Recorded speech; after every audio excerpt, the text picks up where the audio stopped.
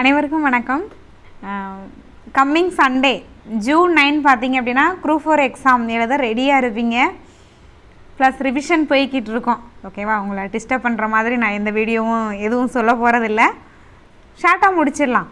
So என்ன முக்கியம், exam ஹாலுக்கு என்ன முக்கியம் அப்படின்றத சொல்லி முடிச்சிடுறேன். ஃபஸ்ட்டு ரிவிஷன் பண்ணியிருப்பீங்க, நிறையா டெஸ்ட்டு போட்டு பார்த்துருப்பீங்க. பயம் இருக்க தான் செய்யும், அதுக்காக ரொம்ப பயப்பட வேண்டாம். பயம் இருக்க தான் செய்யும், பயத்தை உள்ளே வச்சுக்கரலாம். ஓகேவா, வெளியில் காட்ட வேண்டாம்.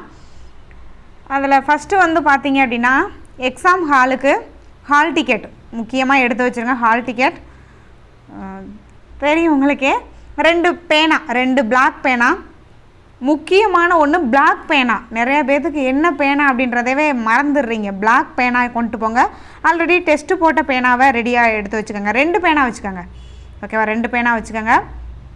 அதே மாதிரி வாட்ச். ஓகேவா, ஸ்மார்ட் வாட்ச் கொண்டு போகக்கூடாது. வாட்ச் நீங்கள் ரெகுலராக யூஸ் பண்ணுற வாட்ச் கட்டிக்கோங்க. அடுத்தது முக்கியமான ஒன்று என்ன அப்படின்னா, ஒரு கொஸ்டினை லாஸ்ட்டு வரையே ரீட் பண்ணுங்கள். அதில் என்ன கேட்டிருக்காங்க. இப்போ தமிழ்லலாம் மோஸ்ட்லி என்ன கேட்குறாங்கன்னா, எதிர்ச்சொல் தருக. இடர் அப்படின்னா ஆப்ஷன் ஏலே துன்பம் இருக்குது. இடர் அப்படின்றத பார்த்தோன்னே நம்ம என்ன பண்ணிடுறோம், ஏல இருக்க துன்பத்தை போட்டுரும். ஆனால் அங்கே என்ன கேட்டிருக்காங்க, எதிர்ச்சொல் கேட்டிருக்காங்க. தயவு செஞ்சு லாஸ்ட்டு வரையே ரீட் பண்ணுங்கள். ஏன்னா 1 மார்க்கால் எக்ஸாம் அந்த வேலை கிடைக்காம திரும்ப ஒரு 2 வருஷம் 3 வருஷம் வேஸ்ட் ஆகி திரும்ப படிக்கிறாங்க. அதனால் கொஸ்டினை லாஸ்ட் வரையே ரீட் பண்ணுங்கள். அதே மாதிரி ஓஎம்ஆருக்கு முக்கியத்துவம் கொடுங்க. 1வது கொஸ்டின் அப்படின்னா மனசுக்குள்ளே 1 அப்படின்னு நினச்சிட்டு ஓஎம்ஆரில் கை வைங்க. கை வச்சுட்டே வந்து அந்த லெஃப்ட் ஹேண்டை ஓஎம்ஆரில் வச்சுட்டு ஷேட் பண்ணுங்கள். ஓகேவா, ரொம்ப கேர்ஃபுல்லாக வந்து அந்த ஷேட் பண்ணும்போது ரொம்ப கேர்ஃபுல்லாக இருங்க. ஓகேவா, ஓஎம்ஆர் தான் நமக்கு ரொம்ப முக்கியம்.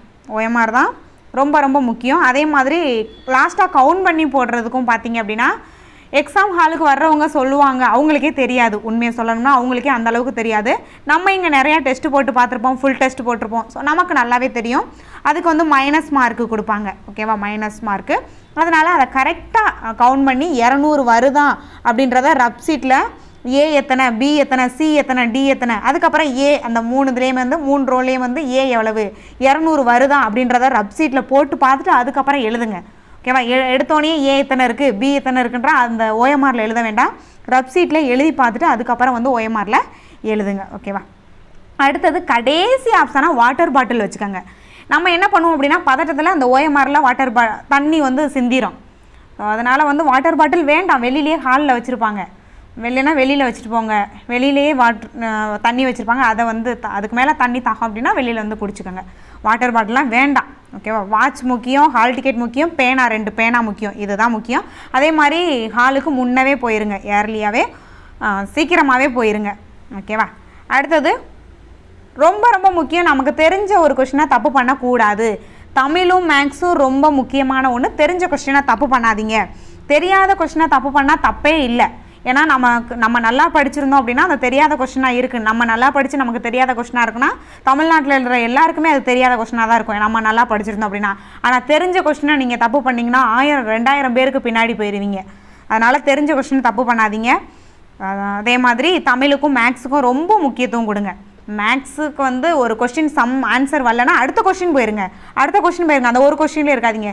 திரும்பவும் வரும்போது இப்போ வந்து ஒரு 15வது கொஸ்டின், ஒரு 50வது கொஸ்டினில் மேக்ஸ் இருக்குது அப்படின்னா தெரியலை அப்படின்னா அடுத்தது போயிட்டு திரும்ப அந்த 50வது கொஸ்டின் நீங்கள் புதுசாக பார்க்கும்போது உங்களுக்கு தெரியும். அதனால் ஒரே கொஸ்டினில் உட்காந்துருக்காதீங்க, அடுத்த கொஸ்டின் போயிருங்க. ஓகேவா, அடுத்தது குரூப் 4 முடிஞ்சதுக்கப்புறம் அதை பற்றியே திங்க் பண்ண வேண்டாம். அடுத்தடுத்து மூவ் ஆகிட்டே இருங்க. அடுத்தடுத்து என்ன இருக்குது, குரூப் 1 வருது, 2 வருது, 2A வருது, அடுத்தடுத்து மூவ் ஆகிட்டே இருங்க.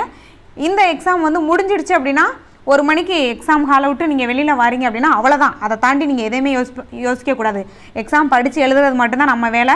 ரிசல்ட் போடுறது, போஸ்டிங் கொடுக்குறது எல்லாமே அவங்களோட வேலை. அதனால் அதை பற்றிலாம் அதுக்கடுத்து திங்க் பண்ண வேணாம். அடுத்தடுத்து எக்ஸாமுக்கு மூவ் ஆகிட்டே இருங்க. அடுத்தடுத்து எக்ஸாமுக்கு படிச்சுட்டே இருங்க. இப்போ எப்படி படிக்கிறீங்களோ அதே போல் படிங்க.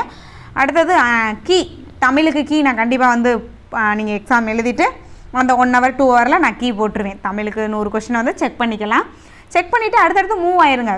இந்த செக் பண்ணணும் அப்படின்றத கூட ஓகே செக் பண்ணுங்கள். செக் பண்ணிவிட்டு அடுத்தே மூவ் ஆகிடுங்க. அதில் கம்மியாக இருக்குது அப்படின்னு அதிலே இருக்க வேண்டாம். ஓகே 100க்கு 100 அப்படின்னா அதுலேயும் சந்தோஷப்பட்டு அப்படியும் இருக்க வேண்டாம். அடுத்து மூவ் ஆகிடுங்க. முக்கியமான ஒன்று, அடுத்த எக்ஸாமுக்கு நீங்கள் மூவ் ஆகிடுங்க. Very very very all the best. தைரியமாக போங்க. Okay, thank you.